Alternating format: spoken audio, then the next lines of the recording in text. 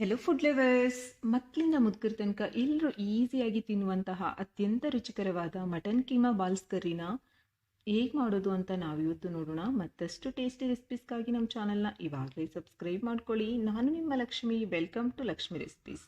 ನೋಡಿ ವೀಕ್ಷಕರೇ, ನಾನಿಲ್ಲಿ ಅರ್ಧ kg ಮಟನ್ ಕೀಮಾ ತೊಗೊಂಡಿದ್ದೀನಿ. 1 ಟೇಬಲ್ ಸ್ಪೂನ್ ಖಾರದ ಪುಡಿ ತೊಗೊಂಡಿದ್ದೀನಿ. ನಿಮ್ಮ ಖಾರಕ್ಕೆ ಅನುಗುಣವಾಗಿ ತೊಗೊಳ್ಳಿ.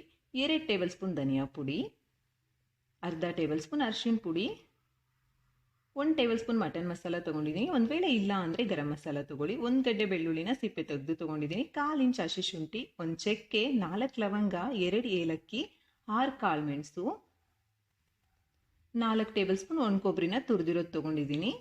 ಸ್ವಲ್ಪ ಕೊತ್ತಂಬರಿ ಸೊಪ್ಪು, ಸ್ವಲ್ಪ ಪುದೀನ ಸೊಪ್ಪು,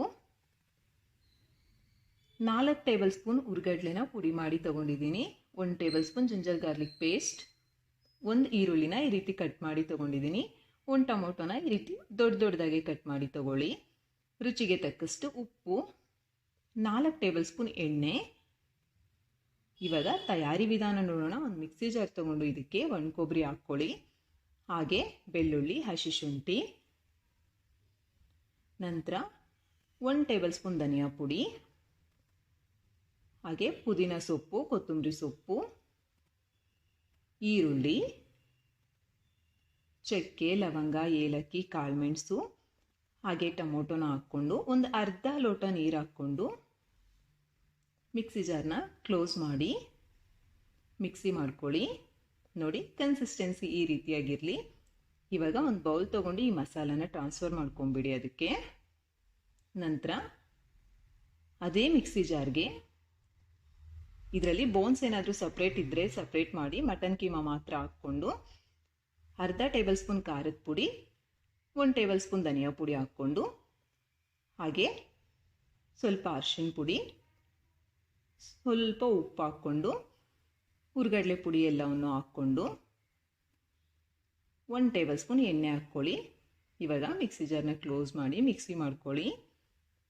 ನೋಡಿ, ಕನ್ಸಿಸ್ಟೆನ್ಸಿ ಈ ರೀತಿಯಾಗಿರಲಿ. ಇವಾಗ ಇದನ್ನು ಪ್ಲೇಟಿಗೆ ಟ್ರಾನ್ಸ್ಫರ್ ಮಾಡ್ಕೊಳ್ಳಿ ಎಲ್ಲವನ್ನು. ನಂತರ ನೋಡಿ, ಕೈಗೆ ಈ ರೀತಿ ಎಣ್ಣೆ ಹಚ್ಕೊಂಡು ಮಟನ್ ಕೀಮಾ ಮಿಕ್ಸಿ ಮಾಡಿದ್ವಲ್ಲ ಅದನ್ನು ತಗೊಂಡು ಈ ರೀತಿಯಾಗಿ ಬಾಲ್ಸ್ ಆಗಿ ಮಾಡ್ಕೊಳ್ಳಿ. ಎಲ್ಲವನ್ನು ಇದೇ ರೀತಿ ಮಾಡ್ಕೊಳ್ಳಿ. ನೋಡಿ, ಈ ರೀತಿಯಾಗಿ ಮಾಡಿ ಪಕ್ಕಕ್ಕೆ ಇಟ್ಕೊಳ್ಳಿ. ಇವಾಗ ಸ್ಟವ್ ಆನ್ ಮಾಡಿ ಬಾಣಲಿ ಇಟ್ಕೊಂಡು 3 ಟೇಬಲ್ ಸ್ಪೂನ್ ಎಣ್ಣೆ ಹಾಕ್ಕೊಳ್ಳಿ. ಎಣ್ಣೆ ಒಂದು ಸ್ವಲ್ಪ ಕಾಯಲಿ. ಕಾದಾದ್ಮೇಲೆ ಸ್ಟವ್ನ ಲೋ ಫ್ಲೇಮ್ಗೆ ಅಡ್ಜಸ್ಟ್ ಮಾಡಿಕೊಂಡು ಅರಿಶಿನ ಪುಡಿ ಮತ್ತು ಅರ್ಧ ಟೇಬಲ್ ಸ್ಪೂನ್ ಖಾರದ ಪುಡಿ ಹಾಕ್ಕೊಂಡು ಸ್ಟವ್ನ ಲೋ ಫ್ಲೇಮಲ್ಲೇ ಇರಲಿ. ನೋಡಿ, ಈ ರೀತಿ ಕಲಿಸ್ಕೊಳ್ತಾ ಒಂದು 5 ಸೆಕೆಂಡ್ಸ್ ಈ ರೀತಿ ಫ್ರೈ ಮಾಡಿಕೊಂಡು ಇದಕ್ಕೆ ಜಿಂಜರ್ ಗಾರ್ಲಿಕ್ ಪೇಸ್ಟ್ ಹಾಕಿ ಹಸಿ ಸ್ಮೆಲ್ ಹೋಗೋ ತನಕ ಫ್ರೈ ಮಾಡ್ಕೊಳ್ಳಿ ಈ ರೀತಿಯಾಗಿ. ನಂತರ ಒಂದೇ ಒಂದು ಬೋನ್ ಬಂದಿತ್ತು ನನಗೆ, ಇದನ್ನು ಹಾಕ್ಕೊಂಡು ಫ್ರೈ ಮಾಡ್ಕೊಳ್ಳಿ. ನಂತರ ಮಸಾಲೆನ ಹಾಕ್ಕೊಂಡು ಸ್ಟವ್ನ ಮೀಡಿಯಮ್ ಫ್ಲೇಮ್ಗೆ ಅಡ್ಜಸ್ಟ್ ಮಾಡಿಕೊಂಡು ಇದು ಹಸಿ ಸ್ಮೆಲ್ ಹೋಗಬೇಕು ಅಲ್ಲಿ ತನಕ ಕಲಿಸ್ಕೊಳ್ತಾ ಪ್ರಿಪೇರ್ ಮಾಡ್ಕೊಳ್ಳಿ.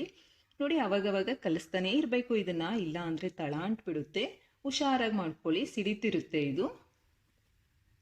ನೋಡಿ, ಹಸಿ ಸ್ಮೆಲ್ ಹೋದ್ಮೇಲೆ ಇದಕ್ಕೆ 1.5 ಲೋಟ ನೀರು ಹಾಕಿ ಸ್ಟವ್ನ ಹೈ ಫ್ಲೇಮ್ಗೆ ಅಡ್ಜಸ್ಟ್ ಮಾಡಿಕೊಂಡು ಕುದಿಲಿಕ್ಕೆ ಬಿಡಿ. ಒಂದ್ಸಲ ಕಲಸಿ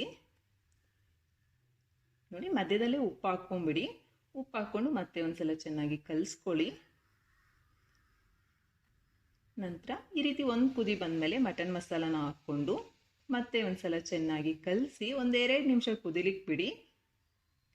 ನೋಡಿ, ಈ ರೀತಿಯಾಗಿ ಕುದೀತಾ ಇರುತ್ತೆ. ಇವಾಗ ಸ್ಟವ್ನ ಲೋ ಫ್ಲೇಮ್ಗೆ ಅಡ್ಜಸ್ಟ್ ಮಾಡಿಕೊಂಡು ಮಟನ್ ಕೀಮಾ ಬಾಲ್ಸ್ನ ಒಂದೊಂದಾಗಿ ಈ ರೀತಿ ನಿಧಾನವಾಗಿ ಇಟ್ಕೊಂಡು ಮುಚ್ಚಳ ಮುಚ್ಚಿ ಒಂದು 15 ನಿಮಿಷ ಕುದಿಲಿಕ್ಕೆ ಬಿಡಬೇಕು ನೀವು ಲೋ ಫ್ಲೇಮಲ್ಲೇ. ಮಧ್ಯದಲ್ಲಿ ಈ ರೀತಿ ಮುಚ್ಚಳ ತೆಗೆದು ಒಂದ್ಸಲ ಈ ರೀತಿ ನಿಧಾನವಾಗಿ ಕಲಿಸ್ಕೊಳ್ಳಿ, ಮತ್ತೆ ಮುಚ್ಚಳ ಮುಚ್ಕೊಂಡ್ಬಿಡ್ಬೇಕು.